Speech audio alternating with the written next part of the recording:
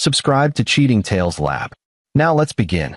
Adrian Potter sat at his kitchen table, watching his 13-year-old daughter Maya sketch in her notebook while her mother, Stephanie, prepared dinner. The evening light filtered through the windows of their suburban home, casting warm shadows across the hardwood floors. This was his favorite part of the day, the quiet moments before chaos arrived in the form of homework battles and bedtime negotiations. Grandpa Wendell called again. Stephanie mentioned, stirring pasta sauce. He wants to service Maya's bike this weekend. Says the gears probably need adjusting. Adrian looked up from his laptop, where he'd been reviewing case files from his work as a behavioral consultant for the county prosecutor's office. Her bike's fine. I checked it last month. You know how Dad is, Stephanie said with a tight smile that didn't reach her eyes. He likes to help. Adrian knew exactly how Wendell Fritz was. In the 6 years since he'd married Stephanie, he'd watched his father-in-law insert himself into every aspect of their lives with the persistence of a splinter working deeper into skin. The man had opinions about their parenting, their finances, their choice of neighborhood.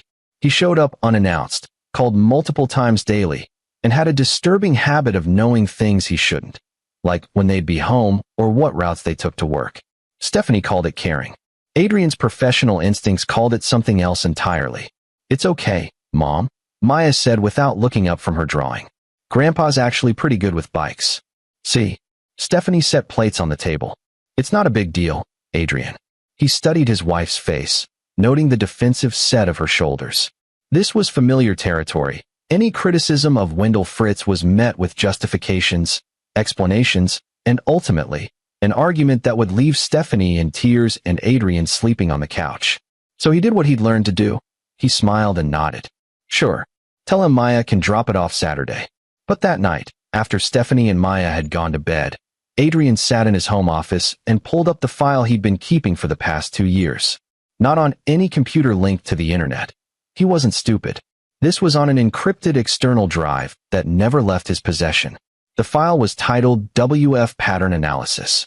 Page after page documented incidents most people would dismiss as coincidence or fatherly concern. Wendell always seemed to know when Stephanie had a doctor's appointment, even when she hadn't told him. He'd shown up at Maya's school during pickup 3 times when it wasn't his scheduled day, claiming he just had a feeling they might need help. He'd given Stephanie a new phone for her birthday last year, pre-set up and ready to use. When Adrian suggested she transfer her data herself, Wendell had looked at him with cold eyes that promised nothing good. Adrian had worked enough cases involving stalkers, abusers, and predators to recognize the pattern.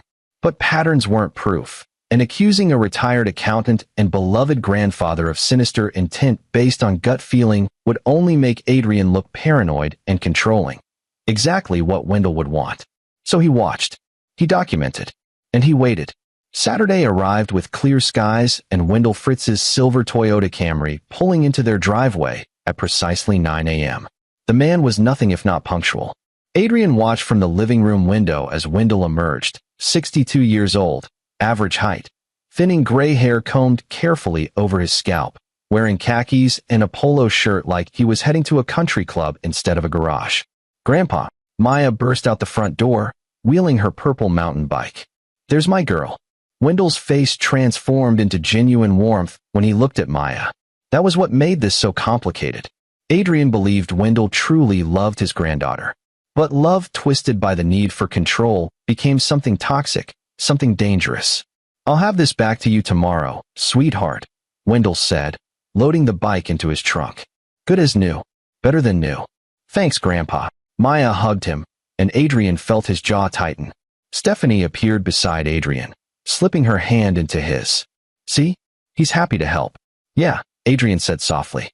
He always is. After Wendell drove away, Adrian went to his office and made a note of the time, 9:07 a.m., bike removed from premises. Then he went about his Saturday, grocery shopping with Stephanie, Maya's soccer game, dinner at their favorite Mexican place. Normal. Routine. No indication that anything in Adrian Potter's mind had shifted into a different gear entirely. Sunday afternoon, Wendell returned the bike with fanfare, demonstrating the newly adjusted gears and brakes. Maya took it for a test ride around the block, while Wendell accepted Stephanie's offer of coffee and settled into their living room like he owned it. So, Adrian, Wendell said, his tone casual, but his eyes sharp. Stephanie tells me you've been working late a lot. New case? A few, Adrian replied, matching his father-in-law's casual tone. Standard stuff. Must be stressful, dealing with criminals all day. Wendell sipped his coffee. I worry about the influence that might have on you. On the family. I don't work with criminals. I analyze behavioral patterns to help prosecutors build cases. Still, dark work. Wendell's smile didn't waver. Stephanie and Maya need you present, not buried in some sicko's twisted mind.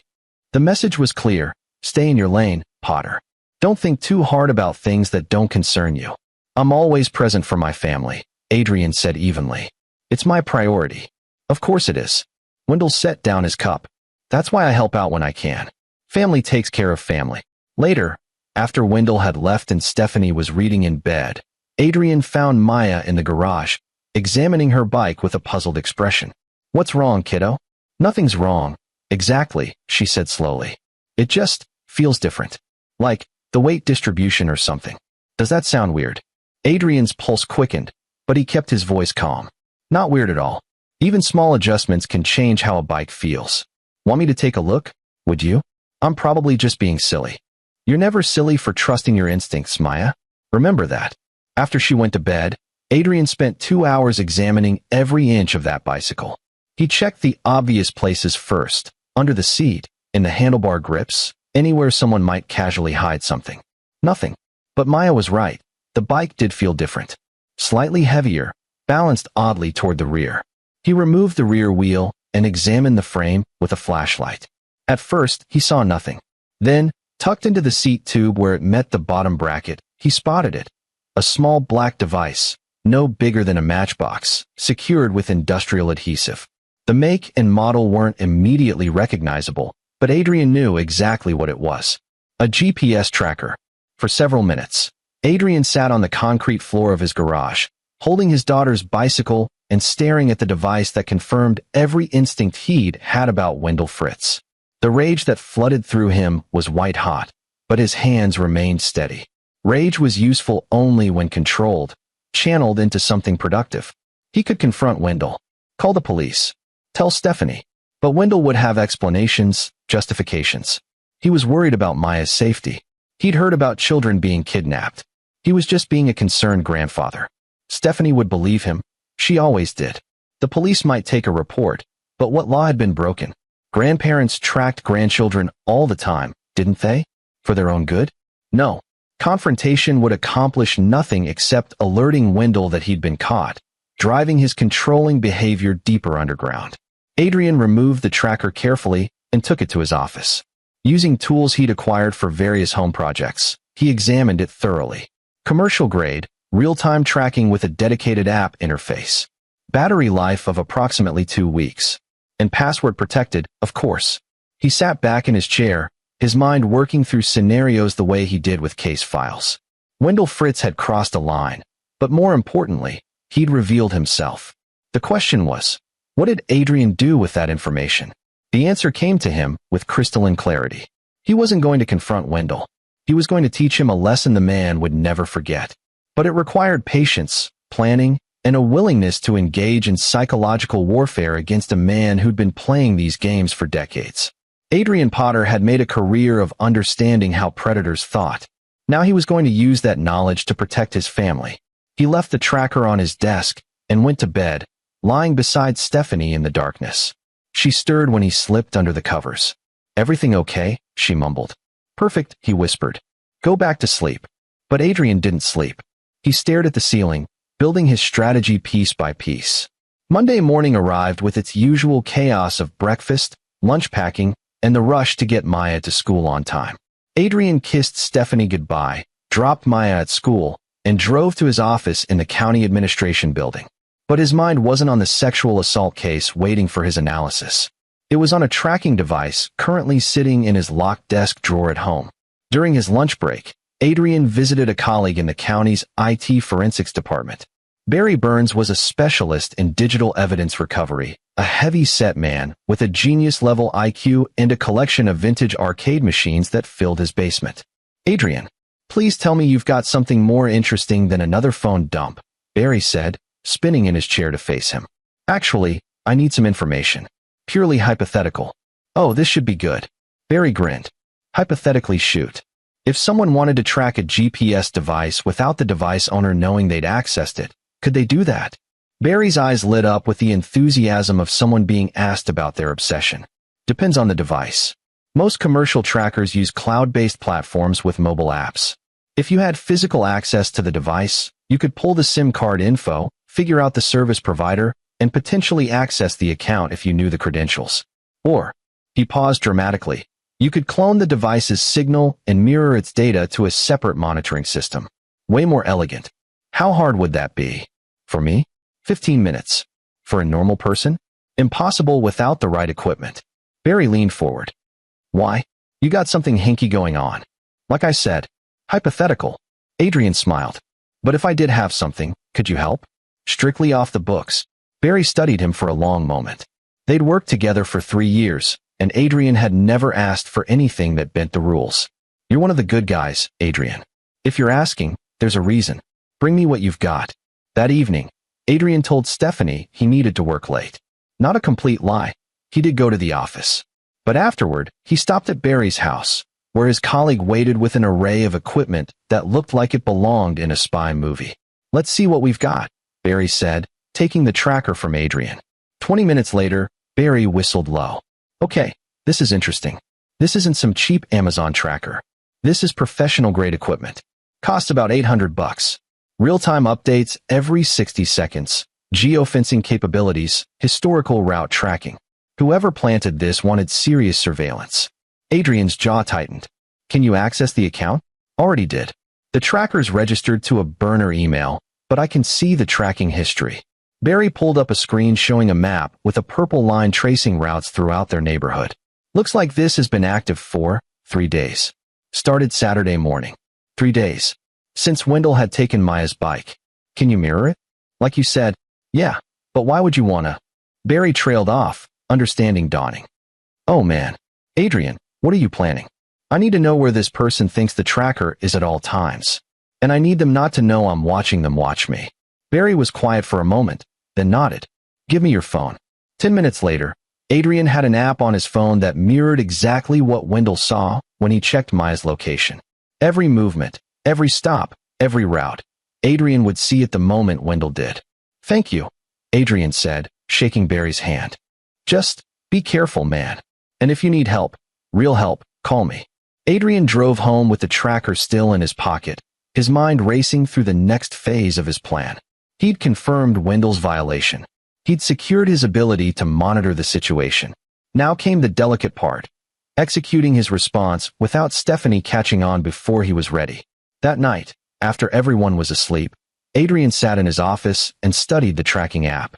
According to the data, Maya had been home all evening. Tomorrow she'd go to school, come home, normal routine. Wendell would see exactly what he expected to see. Until he didn't. Adrian opened his laptop and pulled up Google Maps. He traced potential routes, calculated distances, considered timing. What he needed was something that would terrify Wendell, make him reveal himself, but without putting Maya in actual danger. Then he remembered something from a case 6 months ago. A human trafficking investigation that had required Adrian to analyze movement patterns along Interstate 10. He'd learned quite a bit about freight routes, trucking schedules, and how shipping containers moved from the port of Los Angeles toward the Mexican border. A slow smile spread across Adrian's face. He spent the next 2 hours researching commercial trucking companies, their routes, and schedules. By midnight, he had what he needed. A freight company called Titan Transport that ran regular routes from Los Angeles to Guadalajara, Mexico. Their trucks stopped at a distribution center about 15 miles from Adrian's house every Tuesday and Thursday to pick up regional cargo before heading south. Perfect timing. Tomorrow was Tuesday. Adrian checked the tracking app one more time.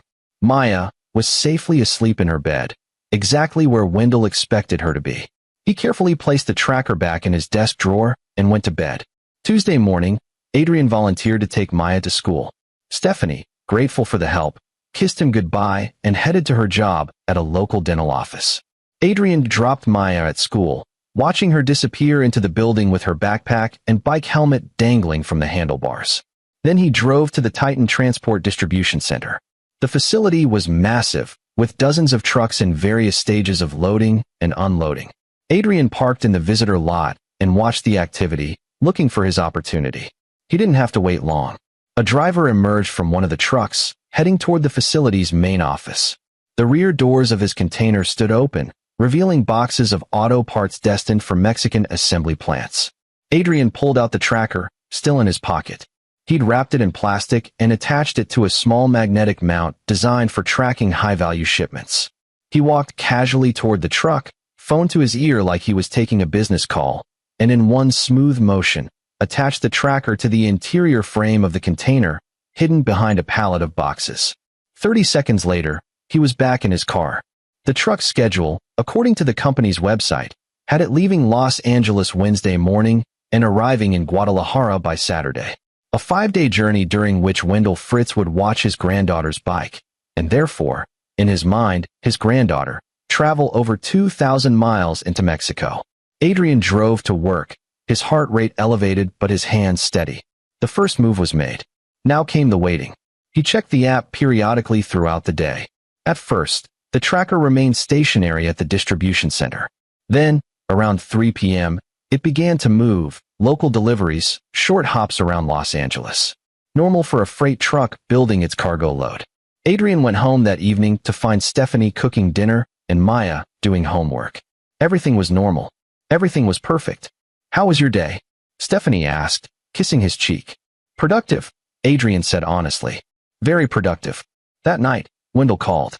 Stephanie chatted with him for 20 minutes about nothing: the weather, a recipe she'd tried, Maya's upcoming science project. Adrian listened from the living room, hearing his father-in-law's voice through the phone's speaker, smooth and pleasant, and hiding something rotten underneath. When Stephanie hung up, she smiled at Adrian. "Dad says he might stop by this weekend. Maybe take Maya to lunch." "That's nice," Adrian said. "I'm sure she'd enjoy that." But even as he spoke, he was checking the app. The tracker had stopped for the night at a truck stop in Riverside. Tomorrow, it would begin its journey south. Wednesday morning, the app showed movement again at 6 a.m. Adrian tracked its progress through San Diego, then crossing the border at Tijuana. He imagined Wendell at his computer or phone, checking Maya's location and seeing the same thing. At first, maybe Wendell would think it was a glitch. But as the hours passed and the location kept moving south, what would he think then? That evening, Stephanie mentioned that her father had called 3 times, which was unusual even for Wendell. Did he say what he wanted? Adrian asked carefully. Not really. He seemed distracted. Asked if Maya was feeling okay, if we had any plans for her this week. Stephanie frowned slightly. It was odd, actually. He sounded stressed. Maybe work stuff, Adrian suggested, knowing Wendell had been retired for 5 years. By Thursday, the tracker was deep in mainland Mexico, moving steadily toward Guadalajara. Adrian went about his normal routine: work, dinner, family time. But internally, he was counting down. Wendell had to be in full panic mode now. 2 days of watching his granddaughter apparently moving deeper into Mexico. 2 days of not being able to confront them without revealing what he'd done. Friday morning, Adrian's phone buzzed with a text from Stephanie. "Dad keeps calling. He wants to come over tonight. Says it's important. Is that okay?" Adrian stared at the message. It was sooner than expected, but not surprising. Wendell's need for control was warring with his fear of exposure. He had to confirm Maya was safe, but he couldn't ask directly without admitting to the tracker. "Sure," Adrian texted back. "We'll be home." He checked the app. The tracker was now in Guadalajara, sitting in what appeared to be another distribution center. Its journey was essentially complete. That evening, Adrian made sure he was the one to answer the door when Wendell arrived. His father-in-law looked terrible, pale, with dark circles under his eyes, his usually meticulous appearance disheveled. His hands trembled slightly as he stepped inside. "Wendell," Adrian said warmly. "Good to see you. Everything okay?" "Yes. Fine. Wendell's eyes darted past Adrian, scanning the house. "I wanted to see Maya. Is she home?" "In her room, doing homework. She's fine." The relief that crossed Wendell's face was visible, followed immediately by confusion. If Maya was home, then why was the tracker in Mexico? And her bike? Wendell asked before he could stop himself. Adrian's expression didn't change, but internally, he was smiling. Her bike? It's in the garage. What? No reason. I just wanted to make sure the repairs held up. They're perfect. Maya loves it. Come on in. I'll get you some coffee. Adrian led Wendell to the living room, where Stephanie greeted her father with concern. Dad, you look awful. Are you feeling okay? I'm fine, honey. Just tired. But Wendell's eyes kept moving to the hallway, toward Maya's room, like he needed physical confirmation she was really there. I'll get Maya, Adrian said, walking calmly down the hall.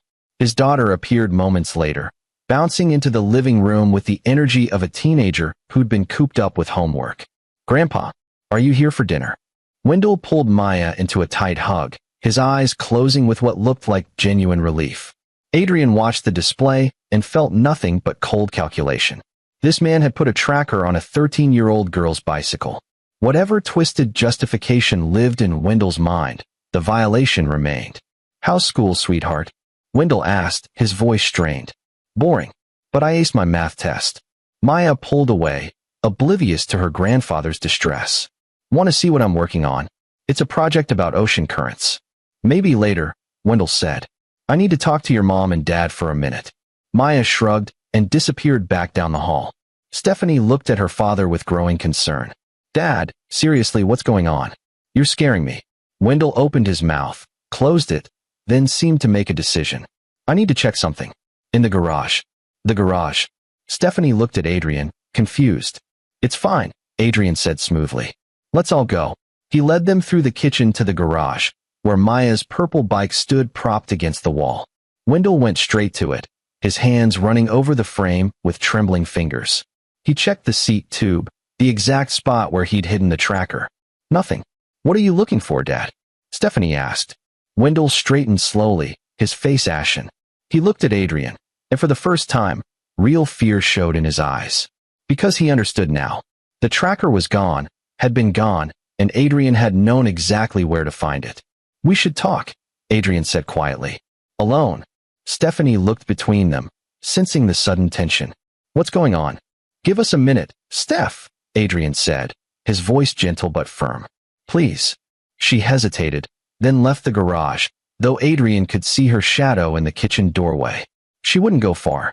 Adrian turned to Wendell, and the mask he'd been wearing for years dropped away. You want to explain why you put a GPS tracker on my daughter's bicycle? Wendell's mouth opened and closed soundlessly. Or should I explain it for you? Adrian continued, his voice dangerously soft. You've been tracking her for 3 days. Watching her go to school, come home, everywhere she goes. Except for the last few days, you've been watching that tracker travel to Mexico. Must have been terrifying, watching your granddaughter apparently disappear into a foreign country. Where is it? Wendell's voice was barely a whisper. On a freight truck that's currently unloading auto parts in Guadalajara. I found your tracker Sunday night, Wendell. I removed it and attached it to something that would teach you a lesson. You had no right. I had no right. Adrian's laugh was harsh. You planted a surveillance device on a child's bicycle, and I'm the one who crossed a line? I was protecting her. Wendell's voice rose, desperate. You don't understand. The world is dangerous. I needed to know she was safe. You needed to control her. There's a difference. You can't prove anything. It's your word against mine. Adrian pulled out his phone and showed Wendell the mirrored app. I can prove everything. I have your tracking account, your login information, the complete history of everywhere you've monitored. 3 days on Maya's bike, but I'm betting if I dig deeper, I'll find more. Stephanie's phone, maybe? Her car? How long have you been watching us, Wendell? The color drained from Wendell's face completely. Here's what's going to happen, Adrian said, stepping closer. You're going to leave my house. You're going to delete your tracking account and never attempt to surveil my family again. And you're going to get help for whatever compulsion makes you think this is acceptable behavior. Stephanie will never believe you. She'll think you're trying to turn her against me. Maybe. Or maybe I show her the evidence. Let her decide if dear old Dad has her best interests at heart. Adrian's smile was cold. But honestly, I don't think you want her to know. Because if she knew what you've been doing, she'd finally see you for what you are. Wendell's hands clenched into fists. For a moment, Adrian thought the older man might actually take a swing at him. He almost hoped he would. It would make everything so much simpler. But Wendell just stood there, shaking with rage and fear, and something else Adrian recognized from his work, the desperate anger of a predator whose hunting ground had been compromised. "This isn't over," Wendell said finally. "Yes," Adrian replied. "It is." He turned and walked back into the house, leaving Wendell alone in the garage with his daughter's bike and the crushing weight of exposure. A moment later, he heard the side door open and close, then the sound of Wendell's car starting. Stephanie appeared immediately, her face tight with worry. "Adrian, what the hell was that?" "We need to talk," he said. "But first, let me check on Maya." His daughter was back in her room, headphones on, completely absorbed in her project, unaware that she'd been at the center of a psychological war between her father and grandfather. That was how it should be, Adrian thought. Children should be protected from the darkness adults created. He returned to the living room, where Stephanie waited with her arms crossed. "Talk," she demanded. Adrian sat down and pulled out his phone. "3 days ago, your father returned Maya's bike after servicing it. Maya mentioned it felt different. I checked it and found this." He showed her photos he'd taken of the tracker still attached to the bike frame. Stephanie's face went white. That's not." She couldn't finish the sentence. "A GPS tracker. Professional grade. I found it Sunday night. Instead of confronting your father, I removed it and attached it to a freight truck heading to Mexico. For 3 days, he's been watching what he thought was Maya traveling further and further from home. That's why he showed up tonight looking like he'd seen a ghost." Stephanie sank onto the couch, her hands shaking. "No, Dad wouldn't. He couldn't. He admitted it, Steph. In the garage. He said he was protecting her." "Oh God." Tears spilled down her face. "Oh God, Adrian." He moved to sit beside her, pulling her into his arms. "I know this is hard." "How long?" she whispered. "How long have you suspected?" "Years," he admitted. "Little things. The way he always knew where you'd been. The phone he gave you. How he shows up at exactly the right moment. I've been documenting it, but I never had proof until now." Stephanie pulled away, wiping her eyes. "Why didn't you tell me?" "Because you love him. Because every time I tried to suggest something was off, you defended him. I needed proof, something undeniable." She was quiet for a long moment, processing. When she spoke again, her voice was harder. "What do? We set boundaries. Clear, firm ones. And if he crosses them, we go to the police. He's my father. He put a tracker on our daughter's bike, Stephanie. What comes next? What happens when Maya gets older and wants independence? Will he track her to college? To her first apartment?" "Stop." Stephanie stood abruptly, pacing the room. "Just stop. I need to think." Adrian let her pace, watching as his wife grappled with the reality of who her father truly was. It was a painful process, one he wished he could spare her. But protecting Maya meant not sparing anyone, including Stephanie's feelings. Finally, she turned to him. "I need to talk to my mother. Alone." "Okay. And you don't contact my father?" "Not yet. I handle this my way." Adrian hesitated, then nodded. 48 hours. Then we decide together what happens next." Stephanie called her mother that night. Adrian heard pieces of the conversation through the bedroom door. Rosie's shocked denial, Stephanie's tearful insistence, the sound of his wife's world shifting under her feet. When she finally emerged, her eyes were red but her expression was determined. "Mom wants to meet tomorrow. She says there are things I don't know." "Things? About Dad? About?" Stephanie swallowed hard.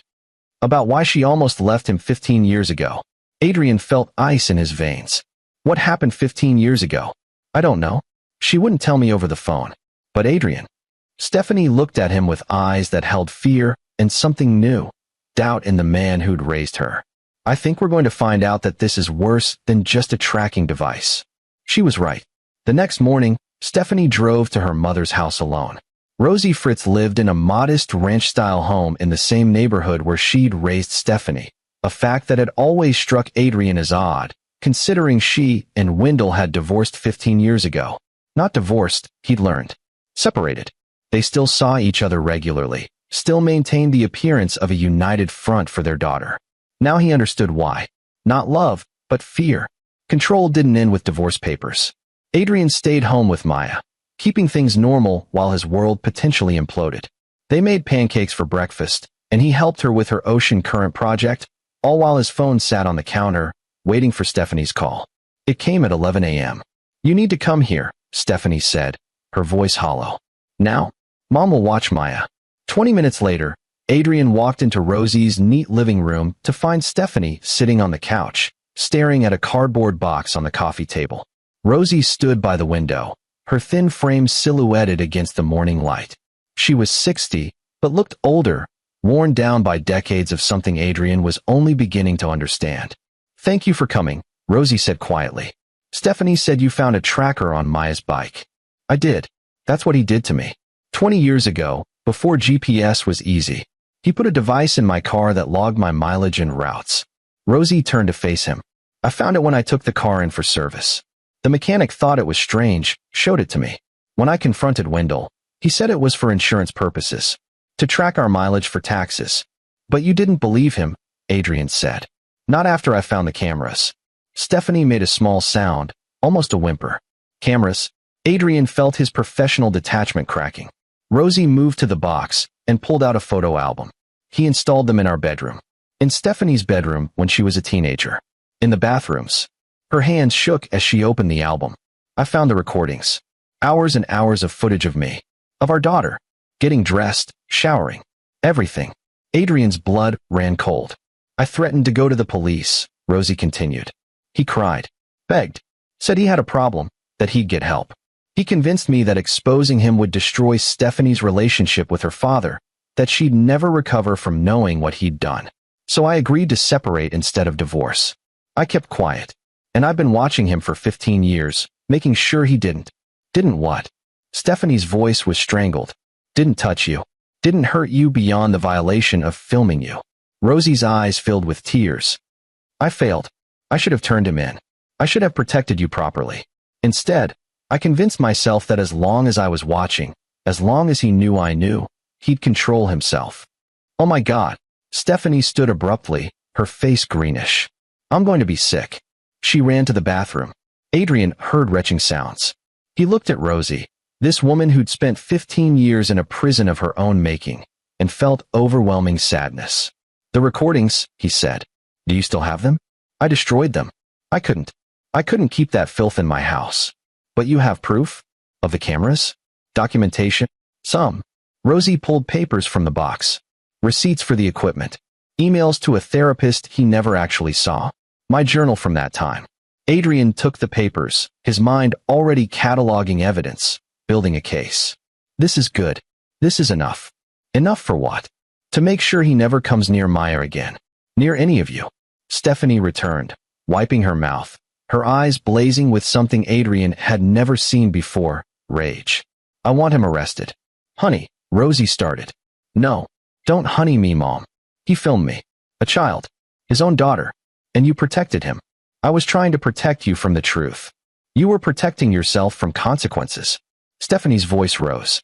"All these years, acting like he was just a concerned father. All those visits, those calls. I defended him to Adrian. I made excuses for him. And you knew. You knew what he was." Rosie's face crumpled. "I'm sorry. I'm so sorry." Adrian stepped between them before the confrontation could escalate. "We deal with Wendell first. Then you two can work out the rest. But right now, I need to know everything. Every incident, every time he crossed a line, every piece of evidence you have." For the next 2 hours, Rosie talked. Adrian listened and took notes, his professional calm firmly in place even as his personal rage grew. The picture that emerged was of a man whose need for control had infected every relationship in his life. Wendell Fritz wasn't just overprotective or concerned. He was a predator who'd learned to disguise his compulsions as care. The recordings Rosie described went beyond simple surveillance. Wendell had categorized them, labeled them, kept them organized like a collection. When Rosie discovered them, she'd also found online accounts where he'd apparently shared some of the footage, never showing faces, he'd claimed, just anonymous content for people with similar interests. Similar interests. The term made Adrian's skin crawl. "Why didn't the therapist report him?" Adrian asked. "He never actually went. He'd make the appointments, then cancel. He showed me the emails to make me think he was getting help, but it was all performance." Rosie looked at her hands. "I was so desperate to believe he could change." By the time they finished, Adrian had a clear picture of what needed to happen next. And it didn't involve giving Wendell Fritz any more chances. "Here's the plan," he said. "Rosie, you're going to write a statement detailing everything you told me. Include dates, times, anything you remember. Stephanie, you're going to document every instance of your father's controlling behavior you can recall. Every unexpected visit, every time he knew something he shouldn't. I'm going to compile the evidence and take it to someone I trust in law enforcement. What about Maya? Stephanie asked. We need to make sure she's safe. She is safe. She doesn't leave our sight. And if Wendell tries to contact her, we document it. He'll know we're building a case against him, Rosie said nervously. Good. Let him know. Let him spend his nights wondering when the knock on his door is coming. Adrian's voice was cold. He put my daughter through 3 days of hell thinking she'd been taken to Mexico. Now it's his turn. That evening, Adrian made a call to a detective he'd worked with on multiple cases, Victor Martin, a 20-year veteran of the sex crimes unit who'd seen the worst humanity had to offer and still managed to maintain his faith in the system. Adrian, Victor answered on the second ring. What's up? I need advice. Personal matter. Victor's tone immediately shifted. Talk to me. Adrian laid it out. The tracker, the historical recordings, the pattern of behavior spanning 20 years. Victor listened without interrupting, and when Adrian finished, he was quiet for a long moment. Jesus, Victor finally said. This is bad, Adrian. But it's also old. The recordings were destroyed. The statute of limitations on filming a minor is 7 years in this state. Unless we can prove he's currently engaging in similar behavior. The tracker on Maya's bike is current. It's also something a lawyer could argue was misguided concern. We need more. Then help me get more? Legally. You want to build a case. I want to protect my daughter. And make sure Wendell Fritz can't do this to anyone else. Victor exhaled slowly. Okay, here's what we do. You file for a restraining order based on the tracking device. You cite the historical behavior your mother-in-law documented as establishing a pattern. That gets us court involvement, gets it on record. Meanwhile, I make some calls, see if there are other complaints about Wendell Fritz we don't know about. Other complaints? Guys like this don't usually limit themselves to one victim, Adrian. You know that. He did know that. And the thought of what Victor might uncover made his stomach turn. Over the next week, Adrian executed his plan with precision. He filed for a restraining order, using the tracker evidence and Rosie's written statement. Wendell received the papers at his home, delivered by a process server who reported that the man had gone sheet white upon reading them. The court date was set for 3 weeks out. In the meantime, Adrian continued working with Victor, who'd indeed found other concerning information. 2 complaints from neighbors over the years about Wendell's cameras, dismissed as disputes over property lines. A report from a teacher at Maya's school from 3 years ago about Wendell showing up during lunch without checking in at the office, claiming he'd wanted to surprise his granddaughter. Each piece of evidence was small on its own. Together, they painted a picture of a man whose boundaries had been eroding for decades. But Wendell wasn't going quietly. For days after receiving the restraining order papers, Stephanie received a letter.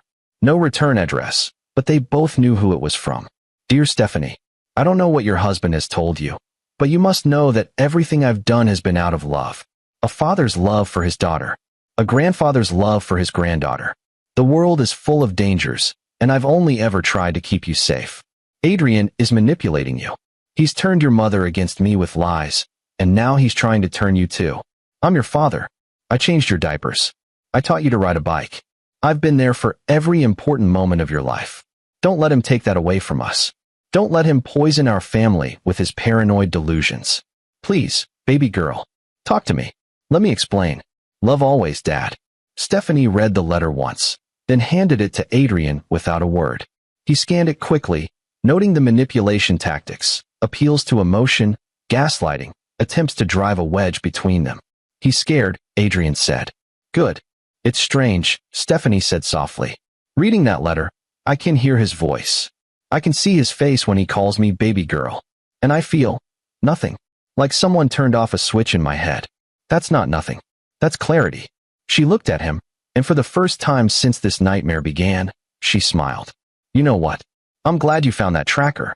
I'm glad this is happening now, before he could do worse. Does that make me a terrible daughter? It makes you a good mother. The restraining order hearing arrived with spring rain and gray skies. Adrian, Stephanie, and Rosie sat on one side of the courtroom. Wendell sat on the other with his lawyer, a slick-looking man named Jorge Robinson who specialized in making uncomfortable truths disappear. Judge Valerie Pugh presided, a stern woman in her 50s who Adrian knew from prior cases had zero tolerance for predatory behavior. That was why he'd requested her specifically. Robinson argued that Wendell's actions were those of a concerned grandfather, that the tracking device was a regrettable overreach, motivated by news reports of child abductions, that Adrian Potter was overreacting and attempting to alienate a loving father from his family. Then it was Adrian's turn. He presented the evidence methodically. The tracker, the documented pattern of surveillance, Rosie's statement about the historical cameras, the school complaint, the neighbor reports. He painted a picture not of a concerned grandfather, but of a man with a compulsion to control and surveil those he claimed to love. Robinson tried to object, claiming the historical incidents were prejudicial and unproven. Judge Pugh silenced him with a look. "Mr. Fritz," she said, addressing Wendell directly, "do you deny installing a GPS tracker on your granddaughter's bicycle without her parents' knowledge or consent?" Wendell stood, his lawyer whispering urgently in his ear. "Your Honor, I was concerned for her safety. That's not what I asked. Did you or did you not place the device?" "I did, but thank you. You may sit." Judge Pugh reviewed the evidence again, then looked at Wendell with barely concealed disgust. "Mr. Fritz, the court finds that you have engaged in a pattern of invasive surveillance that constitutes harassment and poses a potential threat to the minor child in question. I am granting the restraining order. You are to have no contact with Maya Potter, directly or indirectly. No calls, no texts, no emails, no showing up at her school or home. You are to remain at least 500 yards from her at all times." "Your Honor, please," Robinson started. "I'm not finished. Furthermore, I am recommending that this case be reviewed by the District Attorney's Office for potential criminal charges related to the surveillance of a minor. Mr. Potter, you and your family should expect contact from that office." Wendell's face had gone from pale to red. "This is insane. She's my granddaughter. She is a child who deserves to feel safe. This hearing is concluded." The gavel fell. Adrian felt Stephanie's hand squeeze his. Across the aisle, Wendell stared at them with an expression that mingled rage and disbelief. "We need to go," Adrian said quietly, guiding Stephanie and Rosie toward the exit. They almost made it to the parking lot before Wendell caught up, his lawyer trailing behind, trying to pull him back. "Stephanie," Wendell called. "Stephanie, please. Don't do this." She stopped, turned. Adrian tensed, ready to intervene if necessary. "I'm not doing this, Dad," Stephanie said, her voice steady. "You did this. You put a tracker on Maya's bike. You filmed me when I was a child. You've spent my entire life treating me like property instead of a person. This isn't about Adrian or Mom or anyone else. This is about you and the choices you made. I love you." "No, you don't. You love controlling me. There's a difference." She took Adrian's hand. "Stay away from my family. Stay away from my daughter. And get help, Dad. Real help. Because you need it." They walked away, leaving Wendell standing in the rain, his lawyer finally managing to pull him toward his car. Adrian didn't look back. He'd seen that look before, in other men whose carefully constructed facades had crumbled. Some learned from it. Most didn't. 3 days later, Victor Martin called with news. "We found something," he said, his voice grim. "Wendell Fritz has been active on several online forums dedicated to surveillance technology. He's been posting there for years, sharing tips, asking questions about avoiding detection. And Adrian, some of those forums are under FBI investigation for trading illegal content." Adrian's blood ran cold. "Please tell me he wasn't." "We don't know yet. The FBI is reviewing his activity. But between us, I've seen enough to know this guy is deeper into this than we thought. What happens now? Now we wait. The DA is building a case based on the restraining order evidence. If the FBI finds anything concrete, they'll add federal charges. Either way, Wendell Fritz's life as he knows it is over." Adrian thanked him and hung up. He found Stephanie in Maya's room, helping their daughter organize her book collection, a normal, mundane task that felt profoundly important in its normalcy. "Hey," he said from the doorway. Stephanie looked up, reading his expression. "What did Victor say? Can we talk? After Maya's asleep?" She nodded, understanding. That night, Adrian told her everything Victor had shared. To her credit, Stephanie didn't cry. She just sat there, processing, her face unreadable. "I keep thinking," she finally said, About all the times he'd come to my apartment in college. He had a key, said it was for emergencies. I'd come home, and things would be moved slightly. I thought I was being paranoid. You weren't paranoid. How many cameras did I not find, Adrian?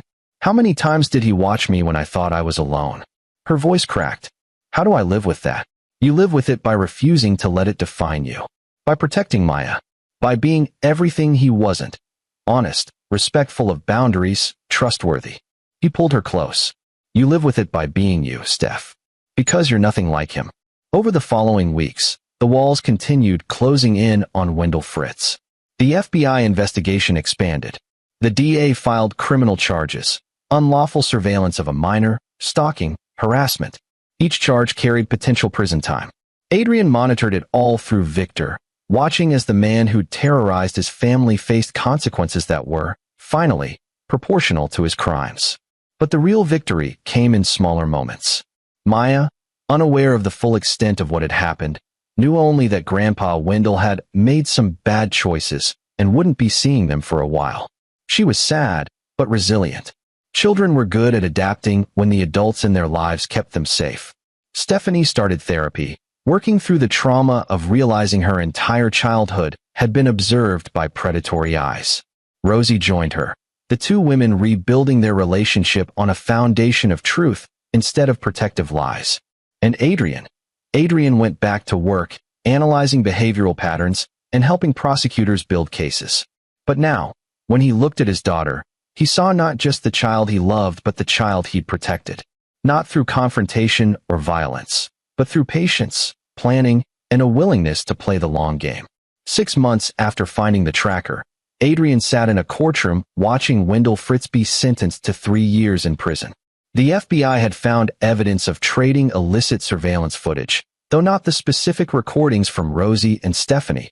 Those had apparently been lost when Rosie destroyed them. But the pattern was enough.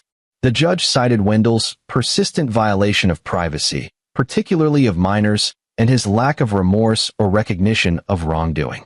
Wendell turned in his seat before being led away. His eyes found Adrian, and in them was pure hatred. Adrian met his gaze evenly, unflinching. This was what winning looked like. Not dramatic or cathartic, but quiet and certain. That evening, Adrian came home to find Maya teaching Stephanie a new bike trick in the driveway. The purple mountain bike, now checked and rechecked to ensure no additional devices, gleamed in the late afternoon sun. Dad, Maya called. Watch this.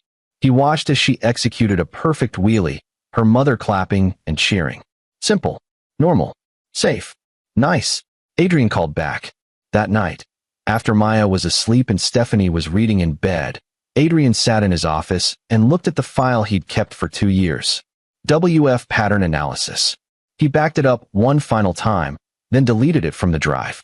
He didn't need it anymore. The pattern had been broken. His phone buzzed with a text from Victor.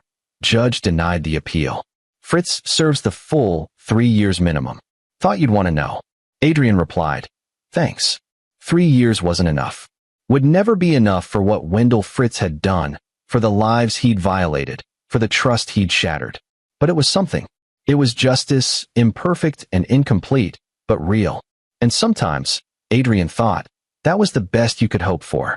He closed his laptop and went to bed, sliding in next to Stephanie. She turned toward him, half asleep. Everything okay? She murmured. Everything's okay, he said. And for the first time in years, he believed it. 3 months into Wendell's sentence, an unexpected development arrived in the form of a phone call from Detective Victor Martin.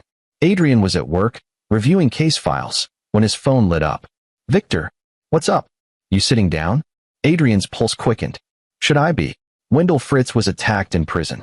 He's in the hospital, stable but pretty badly beaten. The guards are investigating, but it looks like someone got hold of his case file and discovered why he was inside. Adrian felt no satisfaction, no vindication. Just a hollow acknowledgement that even in prison, there were hierarchies of crime. Men who hurt children occupied the lowest rung. Why are you telling me this? Because he's asking to make a statement. To you, specifically. Says he has information you need to hear. I have nothing to say to him. Adrian, I get it. But he's claiming he wasn't working alone. That there are others, and he'll give names if you come talk to him. Adrian was quiet, his mind working through the angles. This could be manipulation, a last-ditch attempt to gain sympathy or control. But if Wendell had been part of a larger network, tomorrow morning, I'll meet you there. The county hospital's secure wing smelled like antiseptic and fear. Adrian walked past guards and locked doors to a room where Wendell Fritz lay in bed, his face swollen and purple with bruising. One arm was in a cast. An oxygen monitor beeped steadily. Victor stood by the door. He's been sedated, but he's lucid. You want me in the room? Please. They entered together. Wendell's eyes opened, focusing on Adrian with an expression that might have been regret or might have been calculation. With men like Wendell, it was impossible to tell. Thank you for coming, Wendell said, his voice rough. I know you have no reason to hear me out. You're right. I don't. But if you have information that could protect other children, I'm listening. Wendell's eyes filled with tears, real or performative. Adrian couldn't say. I'm not a good man, Adrian. I know that now. The things I've done, the people I've hurt. Get to the point. There's a group. Men like me. We shared resources, information, equipment. I was never the worst of them, but I was part of it. He swallowed painfully. They're still operating, still hurting kids. And I can give you their names. All of them. Adrian felt sick. Why now? Why not before? Because I thought I could protect them. Thought there was honor among us. Wendell laughed bitterly. But there's no honor here. And when those men in prison found out what I'd done, they made sure I understood that. So now I'm making a choice. Not for redemption. I know I'm beyond that. But maybe I can stop some of what's happening. Or maybe you're trying to reduce your sentence by cooperating. Maybe that too. Does it matter? If I can give you names that save even one kid, isn't that worth it? Adrian looked at Victor, who nodded slightly. Whatever Wendell's motives, if he had legitimate information about a network of predators, they had to pursue it. I'll need everything, Adrian said. Names, locations, how you communicated, what kind of content was shared. And Wendell? If you're lying, if this is some kind of game, I will make sure you never see daylight again. I'm not lying. Over the next hour, Wendell detailed a network that made Adrian's skin crawl. 12 men, ranging from a school administrator to a youth pastor to a pediatrician, all connected through encrypted forums where they traded surveillance tactics and footage. Wendell had been a peripheral member. He'd shared tips, but never, he claimed, actual footage of identifiable victims. I deleted everything after Rosie found it, he said. I was ashamed. But the others, they're still collecting. Still recording. Victor took detailed notes. Adrian listened, his professional detachment firmly in place. Even as part of him wanted to put his hands around Wendell's throat and squeeze. When they finished, Adrian stood to leave. Wendell called out, Adrian, wait. He turned. What? Tell Stephanie. Tell her I'm sorry. Tell her I love her, even if she can't believe that anymore. I'm not your messenger, Wendell. If you want to say something to your daughter, write a letter. She can decide if she wants to read it. Adrian paused at the door. And for what it's worth, I don't think you're capable of love. I think you're capable of possession, control, obsession. But love requires seeing someone as a whole person, not a thing to be monitored and owned. You never learned that lesson.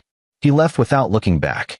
The information Wendell provided led to the largest child exploitation ring bust in the county's history.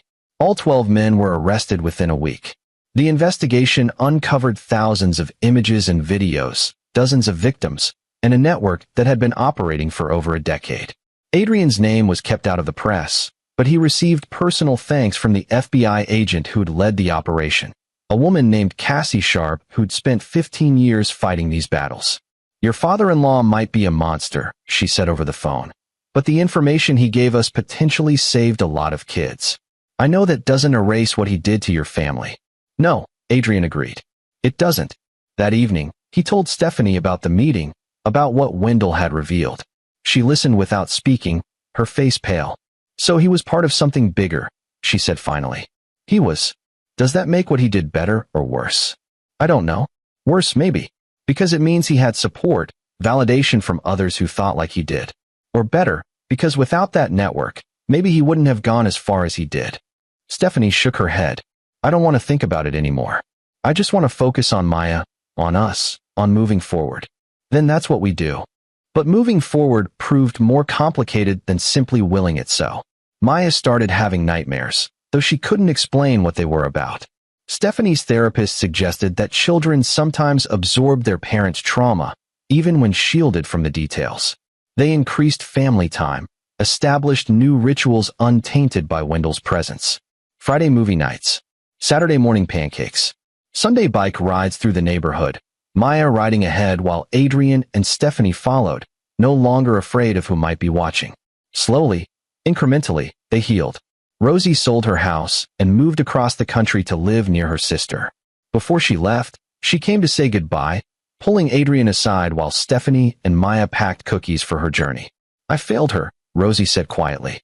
I failed Stephanie by not protecting her when it mattered. You did what you thought was right at the time. That's a generous interpretation. She smiled sadly.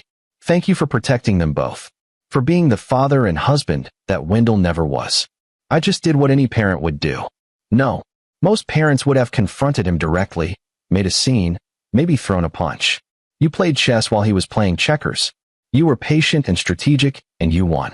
She squeezed his hand. Take care of them, Adrian. I will. He watched her drive away. This woman who'd lived in fear for 15 years, finally free. Wendell's appeal was denied. His sentence was extended by 5 years based on the revelations about the network. He would be an old man when he was released, if he survived prison at all. Adrian didn't care what happened to him. Wendell Fritz was a problem solved, a threat neutralized. He'd served his purpose by exposing the larger network, and now he was irrelevant. What mattered was the aftermath, the rebuilding. 1 year after finding the tracker, Adrian stood in the garage on a Saturday morning, watching Maya oil her bike chain. She was 14 now, taller, more confident. The bike had been replaced. She'd wanted something new, untainted by association, but the purple one still hung on the wall, a reminder of what had been overcome. Dad, Maya said, not looking up from her work. Yeah, kiddo. Mom told me a little more about why Grandpa Wendell isn't around anymore. About how he put a tracker on my old bike. Adrian tensed. What did she tell you? That he was scared something bad would happen to me, so he did something bad to try to prevent it. That sometimes people hurt the ones they love because they're broken inside. Maya looked up at him. Is that true? Adrian knelt beside her, meeting her eyes. It's one way of looking at it. But here's what I think. Your grandfather made choices. Bad choices. And those choices hurt people. The why doesn't matter as much as the what. He violated your privacy and our trust. That's not love, Maya. That's not protection. That's something else. What is it? Control. Some people need to control others to feel safe. And when you grow up with that, you might think it's normal. You might even do it to others without realizing it. He put his hand on her shoulder. That's why I need you to understand something important. You deserve privacy. You deserve trust. And if anyone, ever makes you feel like you don't, you come to me. Okay. She paused. Do you think I'm like him? Grandpa Wendell. No, Adrian said firmly. You're like your mom, strong, kind, resilient. And you're like me too, I hope. We both believe in respecting boundaries, in trusting people we love. That's the opposite of what your grandfather was. Maya nodded slowly, processing. Then she went back to her bike chain, the conversation apparently complete in her mind, if not his. That night, lying in bed, Stephanie turned to him. Maya asked me about Dad today. I know. She asked me to. I tried to be honest without being graphic. Was that right? I think so. She's old enough to know some of the truth. And better she hear it from us than piece it together on her own later. Do you think we did the right thing? Going after him so hard. Adrian considered the question seriously. I think we did the necessary thing. Whether it was right, I guess that depends on your definition. Was it legal? Mostly. Was it ethical? I believe so. Was it justified? Absolutely. No doubts. None. He put a tracker on our daughter's bike, Steph. Who knows what he would have done next if we hadn't stopped him? She was quiet for a moment. Thank you. For what? For seeing what I couldn't. For protecting us. For being patient with me when I defended him. She kissed him softly. For being exactly who you are. Adrian pulled her closer, feeling the weight of the past year settling into something manageable. They'd survived. They'd won. And most importantly, they'd protected what mattered most. The freight truck that had carried Wendell's tracker to Mexico was long gone. Its cargo delivered. Its route completed. But sometimes Adrian thought about it. That tracker making its journey south while Wendell watched in growing horror, unable to stop it, unable to explain it, unable to do anything but confront the reality that his surveillance had been turned against him. It was a small victory in the grand scheme of things, a psychological blow rather than a physical one. But it had been the opening move in a larger game, one that Adrian had played with patience and precision. And in the end, when all the pieces were counted, when all the consequences had fallen, Adrian Potter could look at his daughter and his wife and know with absolute certainty that he'd done what fathers were supposed to do. He'd protected his family, not with rage or violence, though he'd felt both, not with confrontation or ultimatums, though those would have been satisfying, but with intelligence, strategy, and an unwavering commitment to seeing justice done. The purple bike still hung on the garage wall, a trophy of sorts, a reminder that monsters could wear familiar faces, that predators could hide behind love, and that sometimes the greatest act of protection was recognizing danger before it fully manifested. Adrian Potter had recognized it. He'd documented it. He'd prepared for it. And when the moment came, he'd executed his plan with the cold precision of someone who understood that winning wasn't about being the loudest or the strongest. It was about being the smartest, the most patient, the most committed. Wendell Fritz had thought he controlled the narrative, controlled his family, controlled the outcome. But he'd never controlled Adrian Potter. And that had made all the difference. This is where our story comes to an end. Share your thoughts in the comments section. Thanks for your time. If you enjoy this story, please subscribe to this channel. Click on the video you see on the screen, and I will see you there.